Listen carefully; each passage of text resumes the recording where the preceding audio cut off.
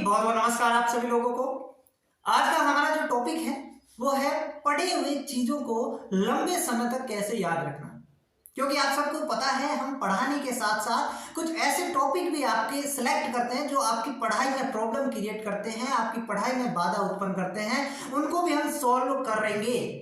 क्योंकि सिर्फ पढ़ाई से कुछ नहीं होता है, जो भी प्रॉब्लम आपके सामने आती है उनका भी सॉल्यूशन बहुत जरूरी है। तो इसी दरमियान हम कुछ टॉपिक सेलेक्ट करते हैं और आज का हमारा टॉपिक है कि जो चीज़ हम पढ़ते हैं उसको लंबे समय तक कैसे याद रखें।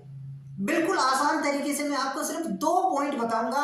अगर आप उन 2 पॉइंट को फॉलो करते हैं तो बहुत बहुत इंप्रूवमेंट देखेंगे आप अपने अंदर। तो कृपया वीडियो के लास्ट तक बने रहे। 6 से 7 मिनट का वीडियो होगा, स्किप करने से कुछ नहीं है। अगर आप चाहते हैं टाइम बचाना तो आप इसको जो है 2x स्पीड पर करके भी देख सकते हैं, लेकिन देखना जरूर, ठीक है। क्या 2 पॉइंट है मैं बताऊंगा, लेकिन उससे पहले हम बात करते हैं कि हम जो चीजें अभी पढ़ते हैं वो अभी तो याद है, लेकिन थोड़ी देर बाद या कल या परसों या 1 महीने बाद वो चीजें हमारे दिमाग से डिलीट हो जाती है। हमारा जो दिमाग है उसमें 2 पार्ट होते हैं, आपको समझना पड़ेगा। हमारे दिमाग में 2 पार्ट होते हैं, एक जिसे हम कहेंगे कॉन्शियस माइंड और एक होता है सबकॉन्शियस माइंड, ठीक है। कॉन्शियस माइंड जो होता है उसमें जो भी चीजें रहेगी वो आपकी डिलीट होगी। ये स्वाभाविक बात है, इंसान के अंदर ऐसा होता है।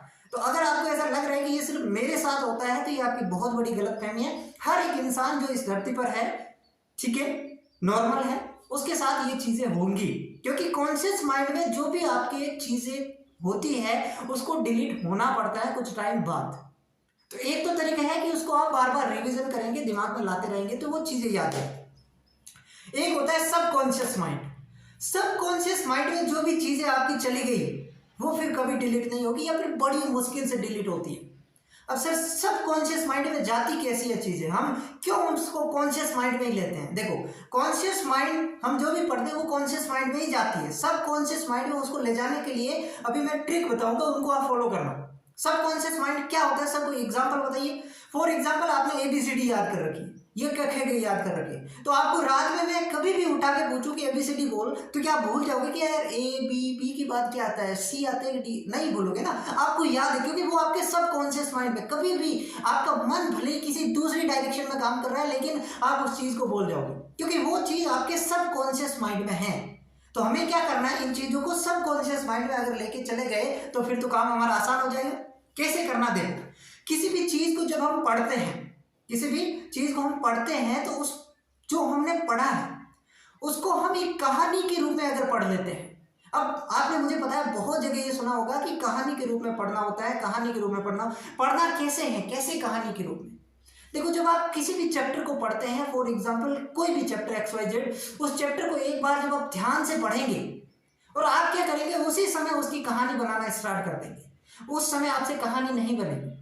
कहानी बनाने के लिए आपको कम से कम उस चैप्टर की बेसिक अंडरस्टैंड होनी जरूरी है। उस चैप्टर का जो पूरा निचोड़ है वो आपके दिमाग में होना चाहिए, तब जाके आप उसको एक कहानी के रूप में रिलेट कर पाओगे। पहला ऑप्शन तो ये है कि कहानी सिंपल सीधे आप पढ़ने बैठोगे उस समय कहानी नहीं बनेगी। पहले आपको पढ़ना पड़ेगा 1 बार 2 बार, उसके बाद जाके कहानी बनती है। तो ये भी एक तरीके से कह सकते हैं कि बार बार रिवाइज करेंगे तभी चीजें याद रहेगी, ठीक है। दूसरी बात, अब जब आप बहुत सारी चीजें पढ़ेंगे तो उन चीजों को आप जो है रिलेट करना सीखो, कनेक्शन बनाना सीखो उन चीजों के बीच में। अगर आप 2-3 चीजों के बीच में कनेक्शन बना के उसको एक कहानी के रूप में याद रखते हैं तो ये आपको बहुत लंबे टाइम तक याद रहेगी, बहुत लंबे टाइम तक।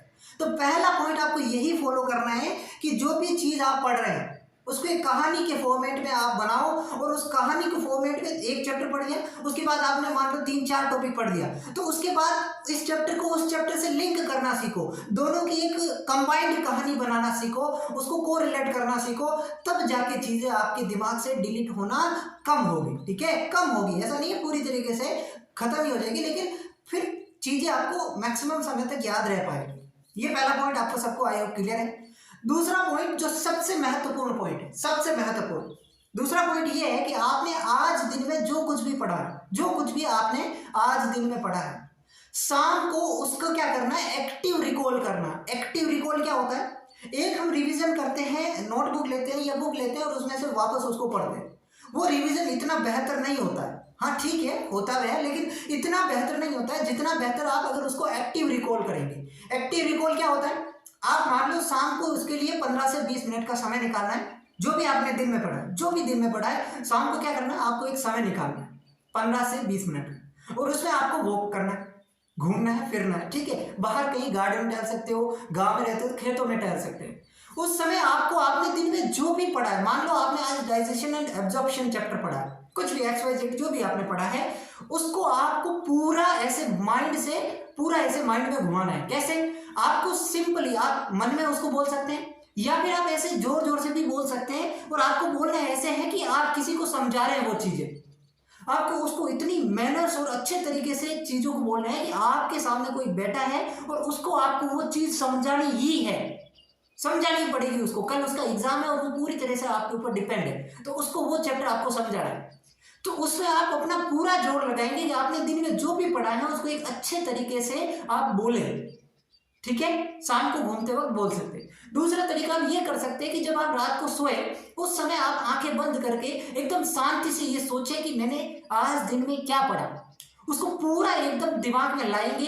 इसे कहते हैं एक्टिव रिकॉल। इन दोनों में से एक तरीका अपना सकते हैं, या तो आप घूम घूम के बोल बोल के उस चीजों को वापस रिकॉल कर सकते हैं, या फिर रात के समय सोने से पहले एक टाइम निकाल सकते हैं, उसमें आप वो चीजें रिकॉल कर सकते हैं। ये 2 पॉइंट बहुत महत्वपूर्ण है। इसको अगर आप शुरू कर देते हैं, अपनी पढ़ाई में शामिल कर लेते हैं, मैं गारंटी देता हूं आप 100% इंप्रूवमेंट पाएंगे, 100%। ठीक है, आप शुरू करो, अगर नहीं हो तो मुझे वापस आके कहना। आपको एक अलग ही लेवल का कॉन्फिडेंस आएगा जब आप शाम पूरा चैप्टर बोलेंगे ना, या फिर एक्टिव रिकॉल करेंगे, तो आपको लगेगा यार ये चैप्टर तो मुझे याद है, और फिर वो एक्चुअली में ही आपको याद होता है। जब आप रिवीजन करते हैं तो उस समय तो आप देखते हैं, उसमें आपको अंदाजा नहीं होता है कि आपको वो चैप्टर याद है कि नहीं है, लेकिन जब आप ऐसे बोलेंगे तो आपको पता चलेगा कि आपको कितना याद है और कितना इसको और पढ़ना है। ठीक है, तो ये 2 पॉइंट थे। अगर आपको पसंद आए तो आप हमारे चैनल को सब्सक्राइब कर सकते हैं, ऐसे वीडियो हम आपके लिए लाते रहेंगे। और बाकी पढ़ाते तो हम है ही, बायोलॉजी पढ़ाते हैं, आपको पता ही होगा, नहीं पता है तो प्ले लिस्ट जाके देख सकते हैं। और किसी भी प्रकार का कोई डाउट है तो आप हमें कमेंट सेक्शन बताएंगे। चैनल को सब्सक्राइब जरूर करें। धन्यवाद, मिलते हैं किसी अगले वीडियो में।